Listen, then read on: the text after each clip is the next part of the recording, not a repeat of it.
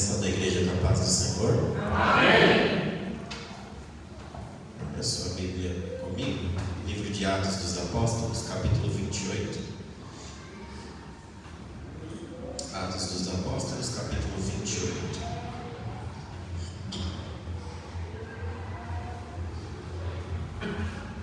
Deus seja louvado uma vez mais por estarmos em sua presença. Deus é sempre bom, fiel, justo, e a sua fidelidade dura para sempre. Amém?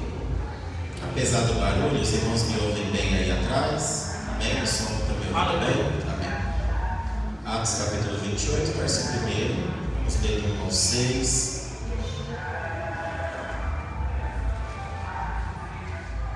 Esperar os irmãos aí encontrarem. Atos capítulo 28.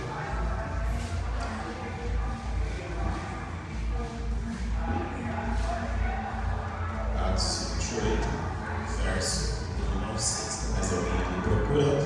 Amém? Eu vou ler uma igreja ou outra, uma leitura alternada, e que Deus nos dê uma boa palavra. Amém. Diz assim o texto. O título, o epígrafe, diz: 3 meses na ilha de Malta. E havendo escapado, então souberam que a ilha se chamava Malta.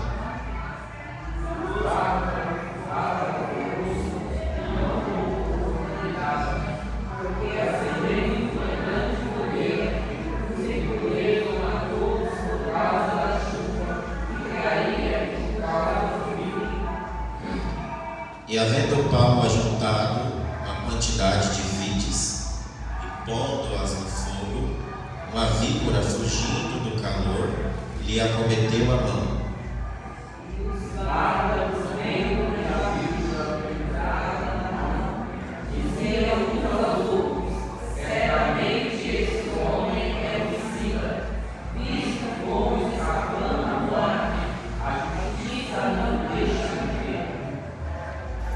Mas, sacudindo ele a víbora no fogo, não sofreu nenhum mal.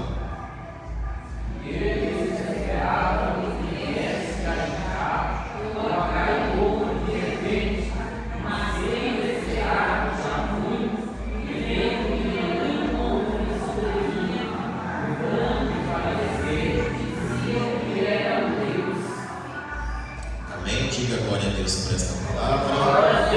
Se alegre, Deus ele está neste lugar, Não fique incomodado com o som, sei que é ruim, barulho, chato, mas Deus ele está no nosso meio. Amém? Esta noite não é uma noite diferente daquela noite em que Jesus ele estava reunido com os discípulos e ele soprou sobre eles o seu Espírito. Amém? O Espírito Santo ele tem liberdade de atuar no meio do culto. Mas é interessante que o Espírito Santo ele olha as intenções do coração de cada um, Então, se você veio ao culto e você quer adorá-lo, ele vai receber a adoração. Mas se você veio ao culto e está preocupado com algumas coisas, seja aqui dentro, seja lá fora, talvez da sua vida mesmo, e nós entendemos, o Espírito Santo também vai entender que não é o seu momento de receber aquilo que você precisa, Mas se hoje você esquecer tudo o que está acontecendo, seja aqui dentro, seja lá fora, seja na sua vida, o Espírito Santo vai ter liberdade de atuar em seu coração. Amém? Então que nesta noite o Senhor nos dê uma boa palavra.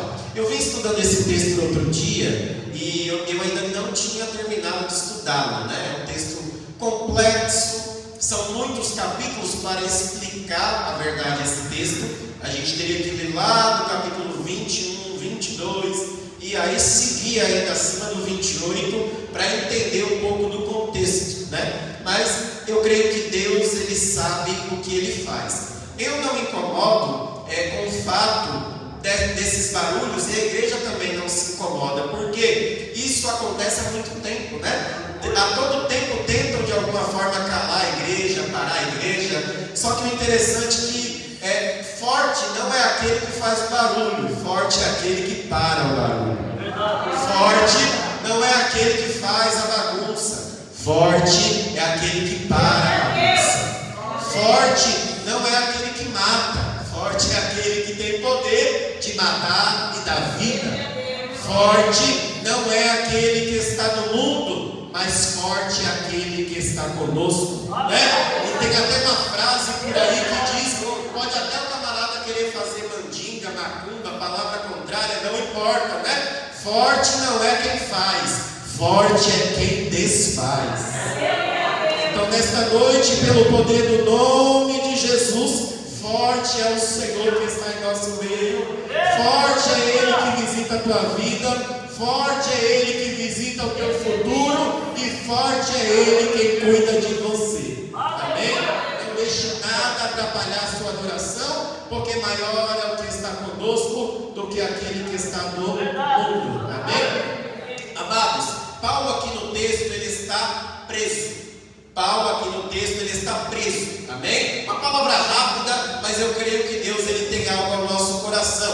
Antigamente, logo quando eu comecei a pregar, eu tinha um problema em relação à pregação, né? Às vezes, talvez na empolgação, eu estudava ali um texto e acontecia de jejuar sobre o texto, né? Pregador novo, a gente fica muito empolgado, às vezes com uma palavra que Deus dá, uma revelação, e às vezes eu ia para o culto com uma palavra preparada, e aí quando chegava no culto, se fosse ou não a minha oportunidade de pregar, eu lembro que eu falava: Deus, hoje não tem tantas pessoas, então eu acho que eu não vou pregar essa palavra, né? Eu acho que é uma palavra tão forte, tão poderosa, é uma revelação que o Senhor me deu debaixo de tanto sacrifício, que eu acho que eu vou guardar aqui para um dia, quando a irmã, né, Mariazinha, Mariquinha, o irmão Joãozinho estiver na igreja, que talvez essa palavra atinja o coração deles, né? E aí eu ficava talvez ali, até que um dia o Espírito Santo, eu tinha uma palavra preparada, tinha pouca gente na igreja, não foi aqui, faz tempo isso, até que Deus veio ao meu coração e falou uma palavra simples: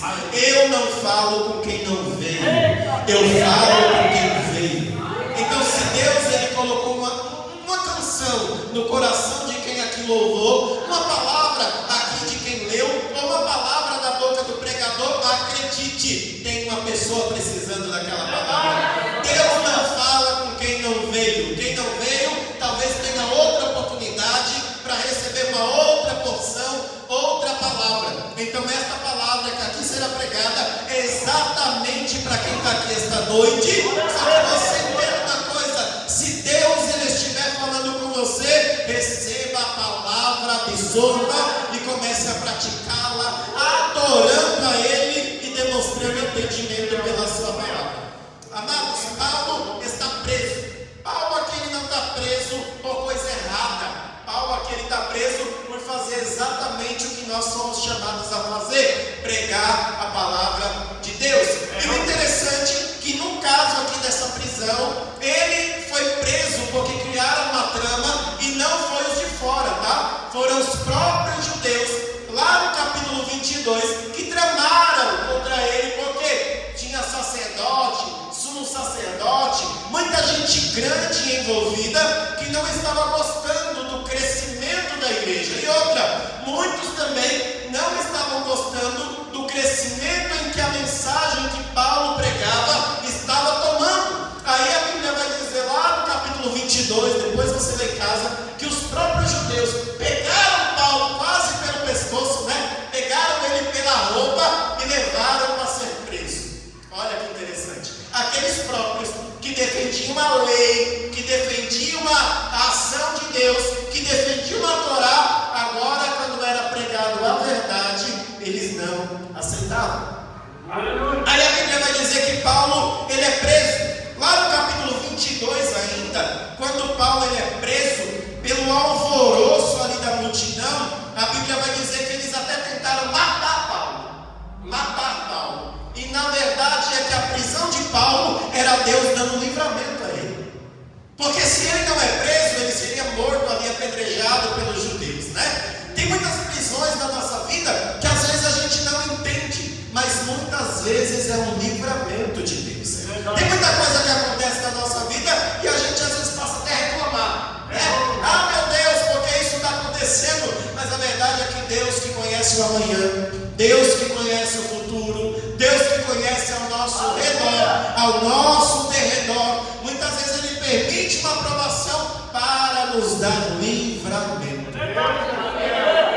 Paulo é preso, e a Bíblia vai dizer, né, que ele depois fala em sua defesa, quando eles introduzem ele numa fortaleza.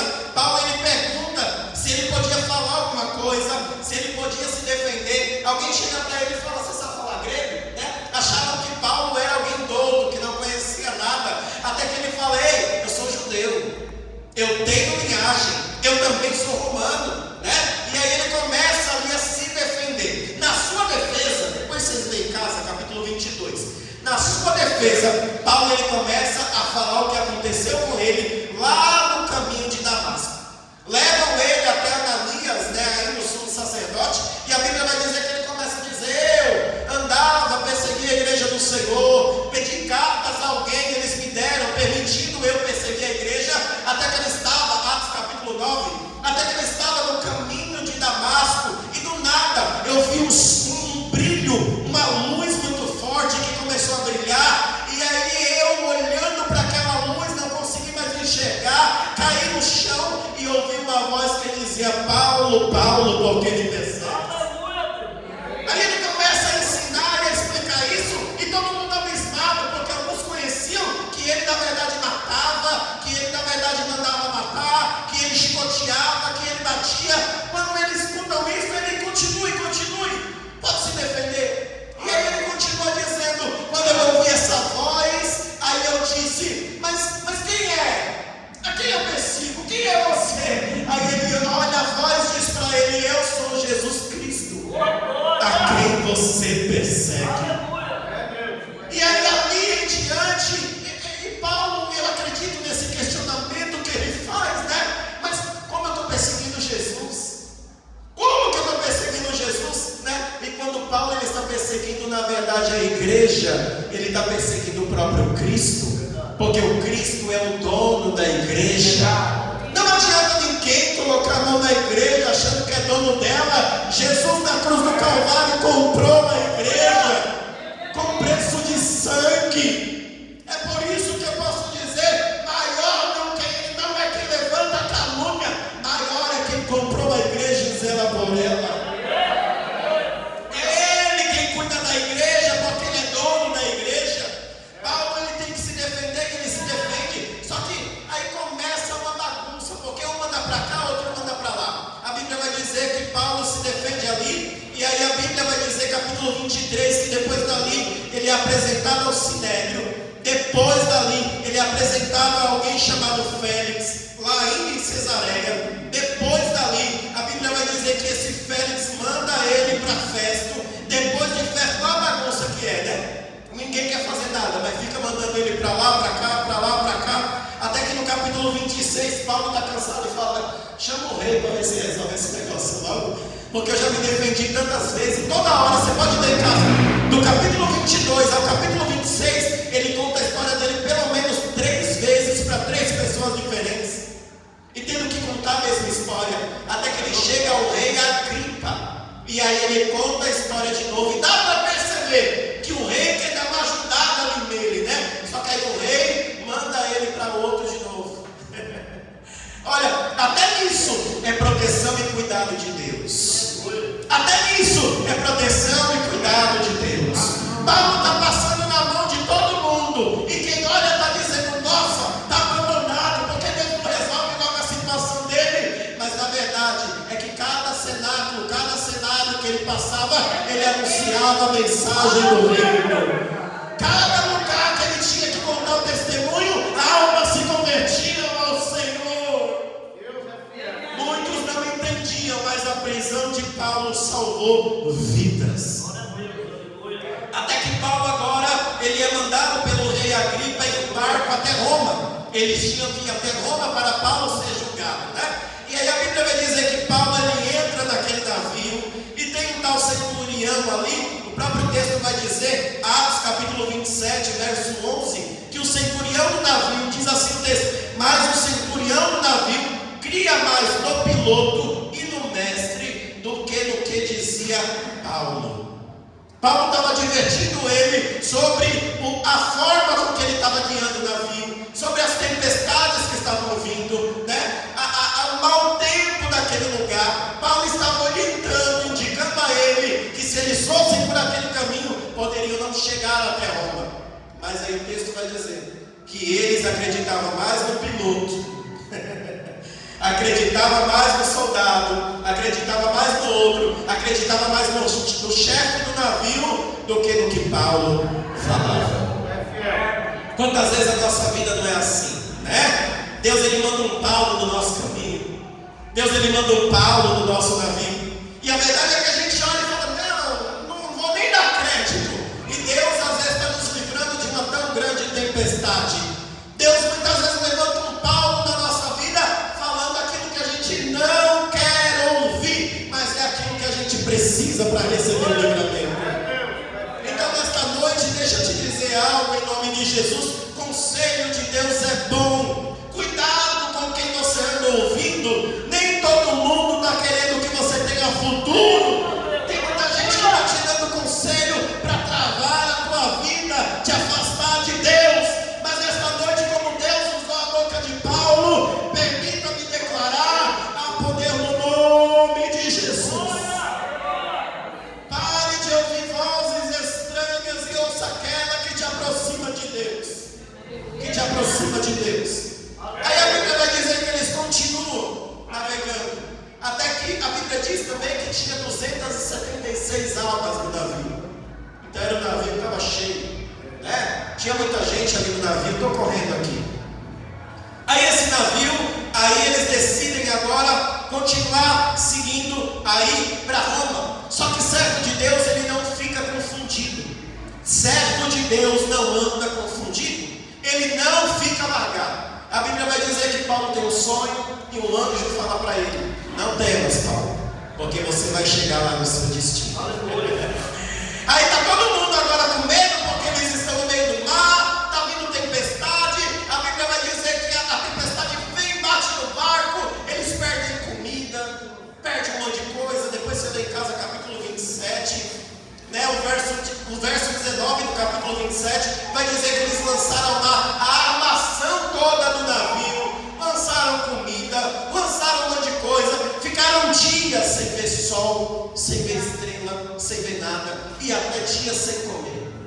Mas olha que interessante, né? Paulo olha para agora o camarada começa a acreditar em Paulo. Agora começa.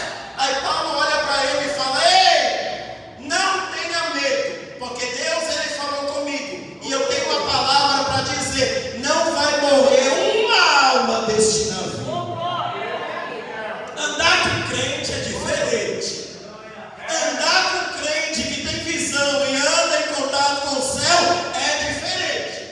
Quando você está na prova, está no vento, perdeu tudo, está só um barco por cima da água, ele olha e fala: fique em paz, você vai continuar de pé.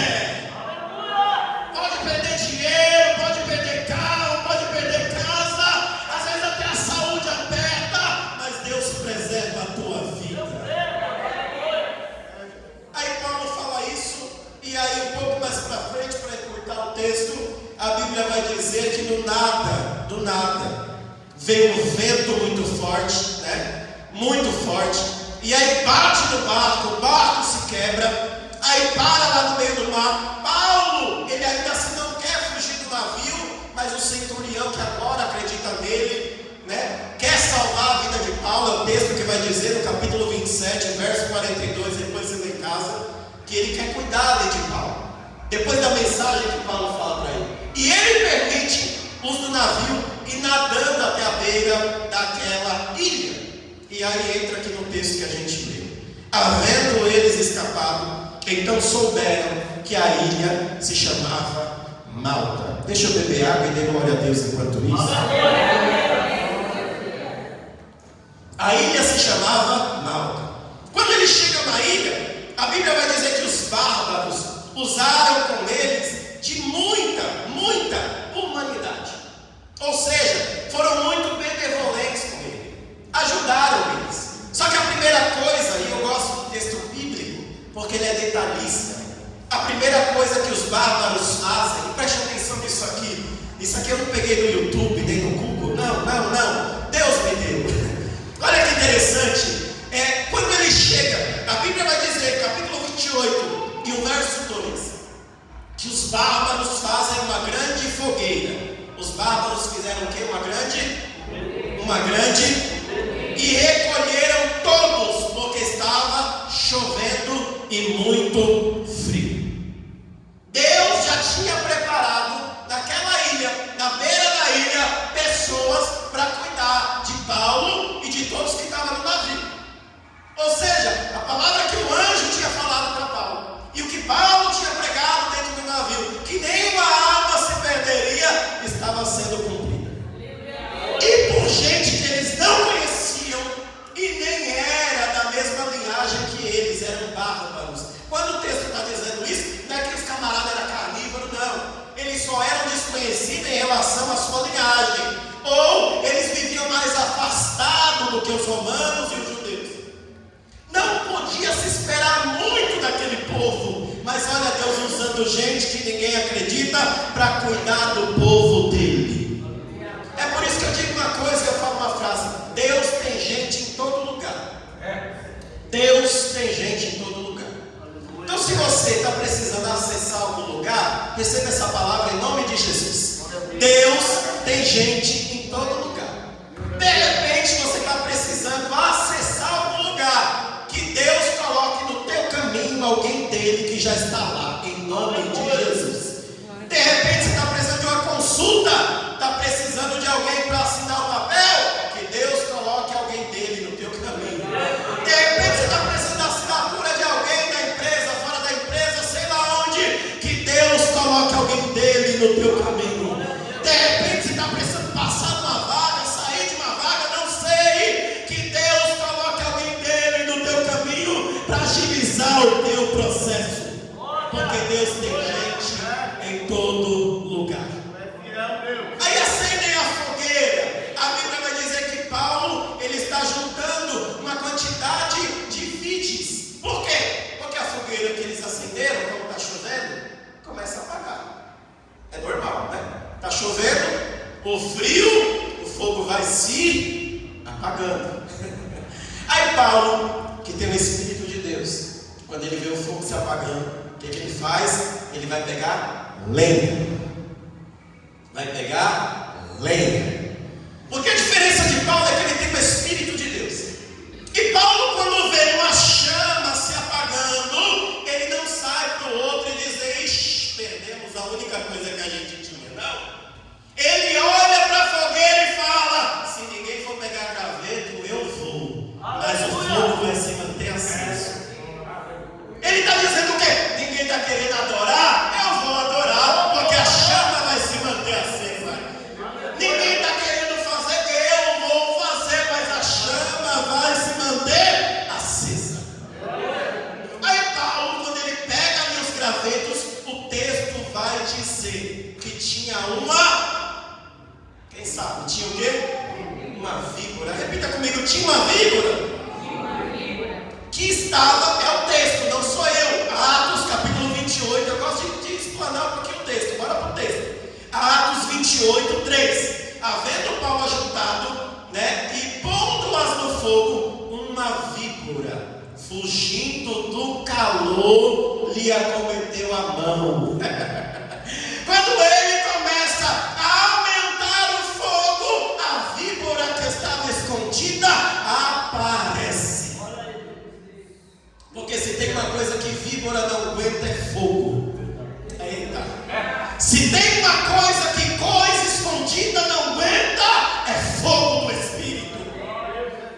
Não adianta a gente querer acender o mundo e andar com coisinha escondida sem fogo. Não adianta a gente querer ajudar todo mundo se a gente não tiver querendo acender o fogo. Mas aquela víbora que estava escondida, e olha que interessante, quando o pessoal do barco chega, a víbora não aparece. Quando todo mundo está com fome, a víbora não aparece. Quando está todo mundo com frio, a víbora não aparece. Quando o povo de Malta faz a fogueira, a víbora não apareceu na lenha deles. Mas quando um cheio do Espírito Santo quer manter a chama acesa, a víbora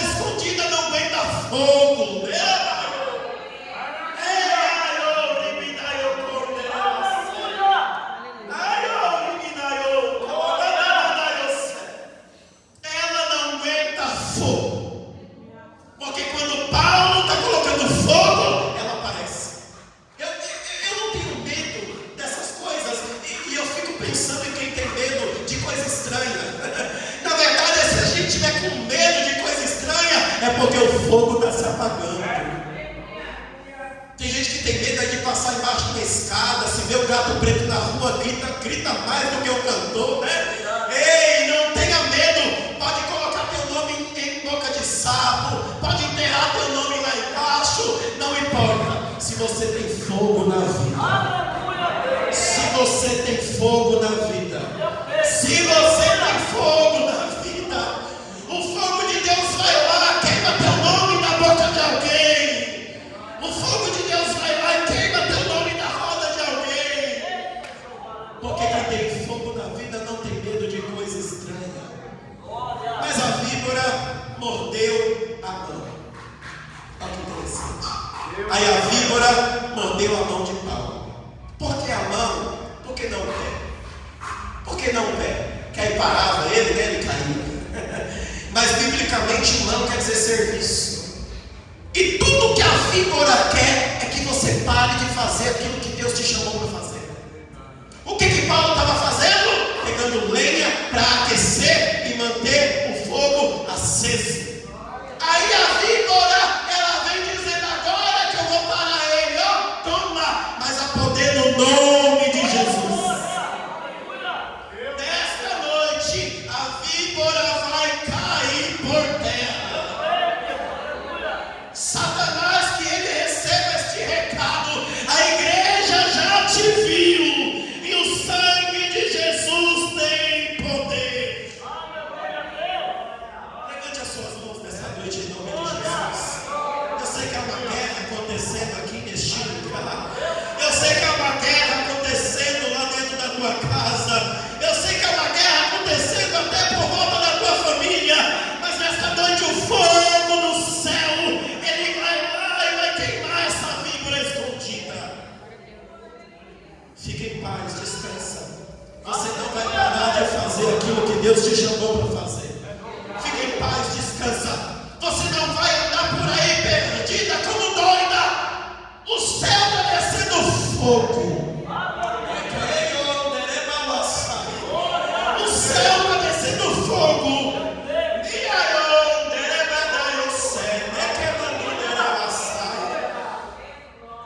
Deus nessa noite ele fala que está descendo fogo nesta noite. Ele está descendo fogo no teu coração. Ele está descendo fogo que renova as tuas forças. Ele está descendo fogo que protege o teu nome. Ele está descendo fogo que te defende. Ele está descendo fogo que cuida da tua casa e cuida da tua vida. A víbora não vai parar você. A víbora não vai parar você. A víbora não vai parar você. Não importa a luta que você está passando lá na tua casa. Só não deixa o fogo se apagar. Quando você vê que está acabando aqui o fogo, deixa eu colocar mais oração. Está acabando aqui o fogo, deixa eu colocar mais louvor. Está apagando o fogo, deixa eu jejuar mais um pouco. Estenda as tuas mãos sobre a tua casa. Quando você entra lá, já entra com os dois pés dizendo: ei Deus, passa teu fogo aqui neste lugar. Deus está visitando casa de gente aqui. Deus vai visitar a tua casa hoje. Se prepara para a reputação daquela tua casa mudar. Não vai sair notícia ruim daquele lugar. Oh, eu estou sentindo a graça de Deus aqui. Vocês me conhecem, eu não gosto de meninice não, mas quando a mão de Deus ela toca e a gente sente que é Deus, há poder no nome de Jesus aqui esta noite. Tem uma víbora caindo, tem víbora caindo, tem víbora caindo. Em nome de Jesus, tem víbora caindo. Oh, que me dá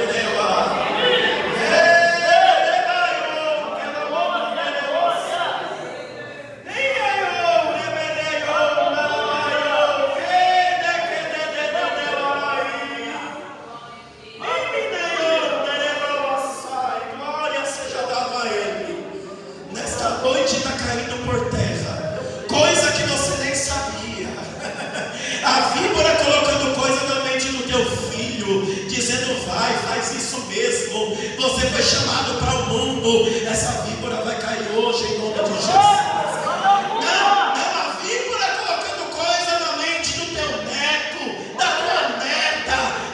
cair por terra hoje, em nome de Jesus.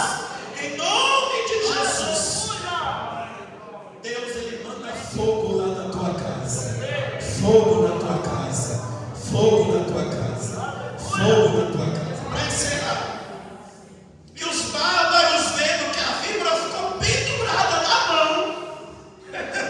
Ficou pendurada na mão. Rapaz, ela queria fazer de tudo para Paulo parar. Ela não só mordeu, ainda ficou agarrada. Ah, meu Deus, aí o que Paulo faz? Quem conhece o texto sabe. Paulo não ficou entrevistando a víbora. Não, né? Tem igreja por aí que Satanás se manifesta, aí pergunta qual que é o nome, que sapato você calça, que cor que você gosta. Não! Paulo viu a víbora agarrada e faz o quê? Sacode no fogo. Ah, pera aí, tá falando da minha vida? Então eu vou te convidar para a igreja para tu ver o que eu faço no culto. Ah, pera aí, você acha que pode derrubar a gente? Então vem ver o que Deus Ele está fazendo na nossa vida. Paulo ó, não quer nem conversa, irmão. Pare de dar trela para gente desviada.